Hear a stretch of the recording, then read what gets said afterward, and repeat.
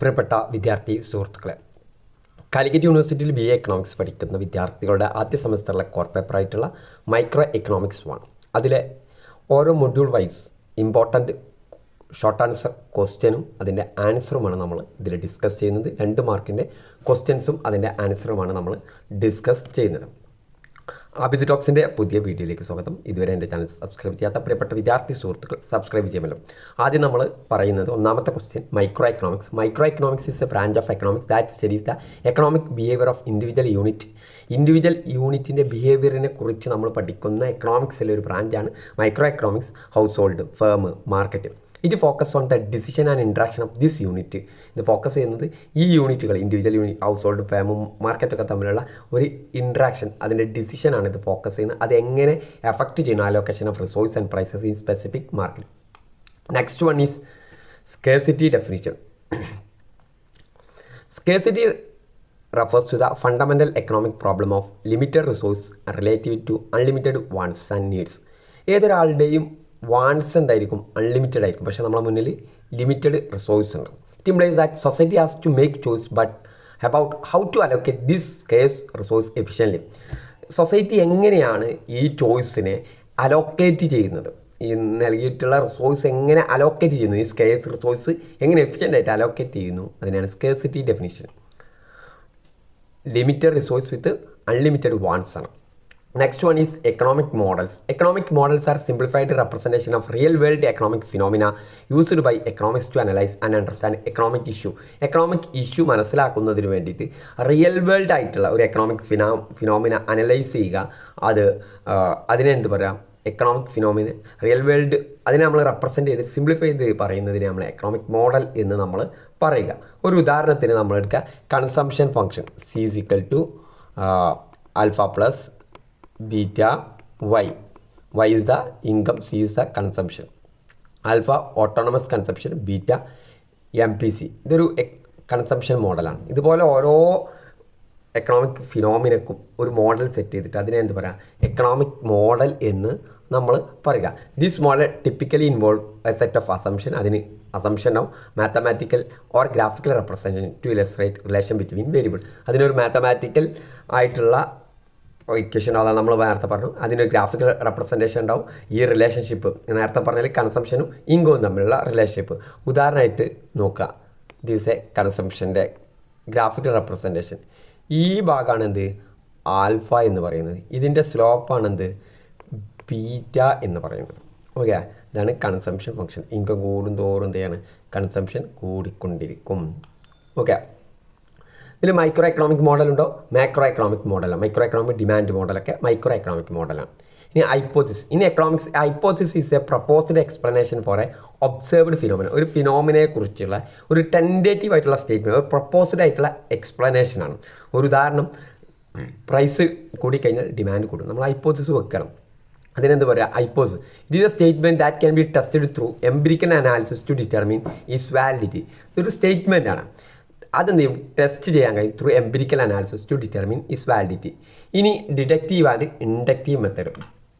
Deductive method എന്ന് പറഞ്ഞാൽ this method involve reasoning from general principle or theories to derive specific conclusion.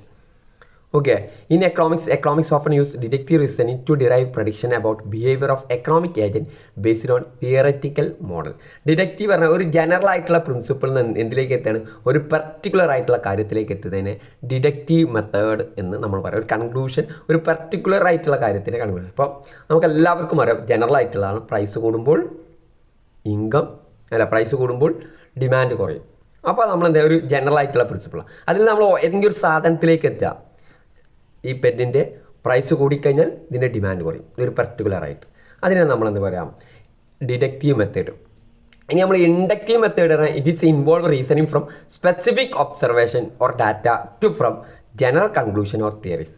ഒരു particular ആയിട്ടുള്ള ഒരു കാര്യത്തിൽ ഒരു സ്പെസിഫിക് ആയിട്ടുള്ള ഒരു ഒബ്സർവേഷൻ ജനറൽ ആയിട്ടുള്ള കൺക്ലൂഷനിലേക്ക് പോകുന്നതിന് എന്ത് പറയാം? ഇൻഡക്റ്റീവ് റീസണിങ് എന്ന് പറയാം.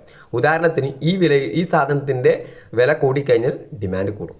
ഓക്കെ, ഇത് നമ്മൾ എന്ത് ചെയ്യാണ്? ഇതൊരു ഒരു സ്പെസിഫിക് ആയിട്ട് ഇതിൽ നമ്മൾ ജനറൽ ആയിട്ട് കൺക്ലൂഷൻ, സാധനങ്ങളുടെ വില കൂടിക്കഴിഞ്ഞാൽ ഡിമാൻഡ് കുറയും. Okay, economics may use inductive reasoning to develop new theories, പുതിയ തിയറികൾ ഉണ്ടാക്കുന്നതിന് വേണ്ടിയിട്ട്, or hypothesis based on empirical evidence. ഇതിൻ്റെ അടിസ്ഥാനത്തിലൊക്കെയാണ് പുതിയ തിയറികൾ ഉണ്ടാക്കാറുള്ളത്. പണ്ട് കാലത്ത് ഡിമാൻഡിൻ്റെ ഓരോ സാധനത്തിൻ്റെ ഡിമാൻഡ് എടുത്തിട്ടായിരിക്കും ഒരു പർട്ടിക്കുലർ ആയിട്ടുള്ള സാധനത്തിൽ നിന്ന് ഒരു ജനറൽ ആയിട്ടുള്ള തിയറി ഉണ്ടാക്കിയിട്ടുള്ളത്. Positive and normative analysis. Positive analysis involves the objective study of economic phenomena as they are without making value judgement. ഇത് focus on describing explaining economic relationship and outcome. എന്ന് പറഞ്ഞാൽ എന്താണ് നമ്മളൊരു കാര്യത്തെക്കുറിച്ച് നമ്മൾ എന്താണ് എന്ന് പറയുന്നതിനെ നമ്മൾ എന്ത് പറയാം? Positive analysis.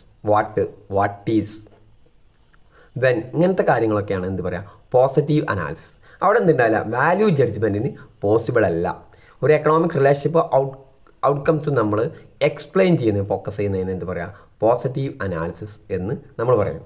Normative analysis on the other hand involve making value judgement about what ought to be. ഇത് ഉണ്ടായാൽ എന്ത് സംഭവിക്കും, ഇങ്ങനെയാണെങ്കിൽ എന്ത് സംഭവിക്കും, വാട്ട് ഔട്ട് ടു ബി, ഒരു value judgement. It often involve assessing economic policy or outcome based on ethical, political, social values. ഒരു തീരുമാനം എടുക്കുമ്പോൾ അതിൻ്റെ പരിണിത ഫലം കൂടി, അതിൻ്റെ വാല്യൂം കൂടി ജഡ്ജ് ചെയ്തിട്ടാണ് നമ്മൾ തീരുമാനം. അതിനെന്ത് പറയാം? നോർമേറ്റീവ് അനാലിസിസ് എന്ന് പറയാം. ഇനി വാല്യൂ ജഡ്ജ്മെൻറ്റ് എന്താ? Value judgement refer to subjective opinion. It is a subjective opinion or assessment about what is desirable or preferable. ഏതാണ് ഡിസൈറബിൾ ആയിട്ടുള്ള കാര്യം, അതിൻ്റെ അടിസ്ഥാനത്തിലുള്ള ഒരു സബ്ജക്റ്റീവ് ഒപ്പീനിയൻ എന്ന് പറയാം value judgement. Value judgement can influence policy recommendation as economics may differ in their views on what constitute the best course of action based on their values and beliefs. ഒരു കാര്യം നമ്മളൊരു policy എടുക്കുകയാണ്, ആ policy എടുക്കുമ്പോൾ അതിന് recommend ചെയ്യുന്ന സമയത്ത് അത് ചെയ്ത് കഴിഞ്ഞാൽ എങ്ങനെയായിരിക്കും, അതിൻ്റെ ഒരു പരിണിത ഫലം എന്തായിരിക്കും, അതിനെന്ത് പറയാം? വാല്യൂ ജഡ്ജ്മെൻറ്റ് എന്ന് നമ്മൾ പറയാം. അടുത്തത് scarcity and choice. Scarcity and choices are closely related concept in economics. എക്കണോമിക്സിൽ ഏറ്റവും ക്ലോസ് ആയിട്ട് റിലേറ്റ് ചെയ്ത് കിടക്കുന്ന concept. Scarcity necessitates choice because resource are limited while wants are unlimited. Scarcity necessary ആയിട്ടുള്ള ചോയ്സ് ആണ്. ഇതെന്താണ്? ലിമിറ്റഡ് ആയിട്ടുള്ള റിസോഴ്സ് ആണുള്ളത്, അൺലിമിറ്റഡ് ആയിട്ടുള്ള വാൺസ് ആണ്. Individual firm and society must make choices about how to allocate this scarce resource among competing use. നമ്മൾ competing വേൾഡിലാണ്. ഇവിടെ കോമ്പീറ്റിംഗ് യൂസസിന് ഈ റിസോഴ്സ്, ഈ സ്കേഴ്സ് ആയിട്ട് റിസോഴ്സ് എങ്ങനെ അലോക്കേറ്റ് ചെയ്യുന്നു എന്നുള്ളത്, അതിനെന്ന് പറയാം ചോയ്സസ് എന്ന് നമ്മൾ പറയാം. അപ്പോൾ സ്കേഴ്സ് ആയിട്ടുള്ളതാണ്, അതിനനുസരിച്ച് ഇതെങ്ങനെ അലോക്കേറ്റ് ചെയ്യും. In individual firms society must make choice must make ചെയ്യുള്ളൂ. ഓരോരുത്തർക്കും വ്യത്യസ്ത ഈ ചോയ്സിലേക്ക് എങ്ങനെ ഇത് അലോക്കേറ്റ് ചെയ്യുന്നുണ്ട് എന്നുള്ളത്. ഇനി അടുത്തത് PPC, production possibility curve. It is a graphical representation of the maximum combination of goods and service that an economy can produce given its available resource and level of technology. രണ്ട് goods produce ചെയ്യാൻ കഴിയുന്ന, ഇവിടെ available ആയിട്ടുള്ള എല്ലാ റിസോഴ്സും use ചെയ്ത് ടെക്നോളജിയും use ചെയ്തുകൊണ്ട് produce ചെയ്യാൻ കഴിയുന്ന ഡിഫറെൻറ്റ് കോമ്പിനേഷനുകൾ കൂട്ടിച്ചേർത്തതാണ് എന്ത്? ഈ PPC എന്ന് നമ്മൾ പറയുന്നത്. ഇവിടെ നോക്കുക, ഇവിടെ ഒന്ന് ക്ലോത്താണ്, രണ്ടാമത്തേത് വരുന്നത് ഇവിടെ ഒന്ന് ക്ലോത്ത്, രണ്ട് ഫുഡാണ്. ഈ ക്ലോത്ത് ഇവിടെ നോക്കുക, ഈ ഉദാഹരണത്തിൽ ഇത്ര ക്ലോത്ത് പ്രൊഡ്യൂസ് ചെയ്യുമ്പോൾ ഇത്ര ക്ലോത്ത് പ്രൊഡ്യൂസ് ചെയ്യുമ്പോൾ ഇത്രയാണ് ഫുഡ് പ്രൊഡ്യൂസ് ചെയ്യുമ്പോൾ. ഇനി ക്ലോത്ത് കുറച്ച് കഴിഞ്ഞാൽ ഫുഡ് ഇത്ര, ഇത് കുറേ ഇങ്ങനെ ഉണ്ട്. ഇതൊക്കെ ഓരോ കോമ്പിനേഷനാണ്. ഈ കോമ്പിനേഷനുകളെല്ലാം കൂടിച്ചേർന്നതാണ് എന്ത്? PPC എന്ന് പറയും. It is a graphical representation of maximum combination of goods and service that an economy can produce given its available resource and the level of technology. ഇനി opportunity cost. Opportunity cost refers to the value of the next best alternative foregone when decision is made. It represents the benefit that could have been gained by choosing the next best alternative. Understanding opportunity cost is essential making rational economic decision. ഒരു decision എടുക്കുമ്പോൾ decision എടുക്കുമ്പോൾ അതിൻ്റെ ഭാഗമായിട്ട് നമുക്ക് നഷ്ടപ്പെടുന്ന മറ്റൊരു decision, അത് അങ്ങനെ ചെയ്തിട്ട് നമ്മൾ നെക്സ്റ്റ് ബെസ്റ്റ് ആൾട്ടർനേറ്റീവ് ആയിട്ട് നമ്മളൊരു ഡിസിഷൻ മെയ്ഡ് ചെയ്ത് കഴിഞ്ഞാൽ അതിനൊരു വാല്യൂ ഉണ്ടാവും. അതിനെന്ത് പറയാം? ഓപ്പർച്യൂണിറ്റി കോസ്റ്റ് എന്ന് പറയാം. It represent the benefit that could have been gained by choosing next best. നമ്മളെ മുന്നിൽ കുറേ ആൾട്ടർനേറ്റീവ്, ഇതിലേറ്റവും ബെസ്റ്റ് ആയിട്ട് നമ്മൾ ചൂസ് ചെയ്യുന്നു, അതിലൂടെ നമുക്ക് ഗെയിൻ ചെയ്യുന്നതിൻ്റെ ബെനിഫിറ്റ് അത് റെപ്രസെൻ്റ് ചെയ്യുന്നതാണ് ഓപ്പർച്യൂണിറ്റി കോസ്റ്റ് എന്ന് നമ്മൾ പറയുന്നത്. അടുത്ത് ceteris paribus Latin phrase meaning all other things been equal. മറ്റെല്ലാ കാര്യങ്ങളും ഈക്വൽ ആയി കഴിഞ്ഞാൽ, ഒരു ഉദാഹരണം ലോ ഓഫ് ഡിമാൻഡിൽ പറയുന്നുണ്ട്, അതർ തിങ് ബീങ് ഈക്വൽ, മറ്റെല്ലാം ഈക്വൽ ആയി കഴിഞ്ഞാൽ പ്രൈസ് കൂടിക്കഴിഞ്ഞാൽ ഡിമാൻഡ് കുറയും.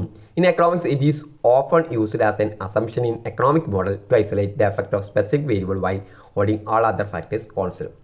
ഇനി economic system refers to institutional framework and set of rules govern the production, distribution, consumption of goods and service in a society. ഒരു എക്കോണമിയിലെ ആദ്യത്തെ പ്രൊഡക്ഷൻ, ഡിസ്ട്രിബ്യൂഷൻ, കൺസംഷൻ, ഇതൊക്കെ ഇതിനുള്ള ഒരു ഇൻസ്റ്റിറ്റ്യൂഷണൽ ഫ്രെയിംവർക്കും അതിനൊരു സെറ്റ് ഓഫ് റൂളും കൂടി അടങ്ങിയതാണ് എക്കണോമിക് സിസ്റ്റം എന്ന് പറയുന്നത്.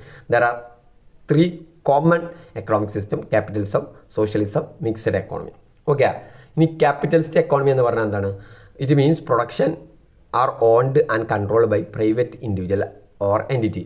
പ്രൈവറ്റിനായിരിക്കും അവിടെ ഈ പ്രൊഡക്ഷൻ കൺട്രോൾ ചെയ്യാനുള്ള, ഓൺഡ് ചെയ്യാനുള്ള അധികാരം. അതിനെന്താ പറയുക? ക്യാപിറ്റലിസ്റ്റ് എന്ന് പറയും. സോഷ്യലിസ്റ്റ് എക്കോണമി ആണ് it is a means of production are owned and controlled by state or the collective representing the interest of society as whole. ഈ സോഷ്യലിസ്റ്റ് എക്കോണമിയിൽ സ്റ്റേറ്റോ അല്ലെങ്കിൽ ഒരു കളക്റ്റീവായിട്ടുള്ള ഒരു ആളുകളായിരിക്കും ഈ പ്രൊഡക്ഷൻ ഓൺ ചെയ്യുകയും കൺട്രോൾ ചെയ്യുകയും ചെയ്യുന്നത്. ഇനി അടുത്ത മിക്സഡ് എക്കോണമി പറഞ്ഞാൽ ക്യാപിറ്റലിസത്തിൻ്റെയും സോഷ്യലിസത്തിൻ്റെയും ബോത്ത് എലമെൻറ്റുകൾ ഇൻകോർപ്പറേറ്റ് ചെയ്തുകൊണ്ടുള്ള സിസ്റ്റത്തെ എന്ത് പറയാം? മിക്സഡ് എക്കോണമി എന്ന് പറയുന്നത്.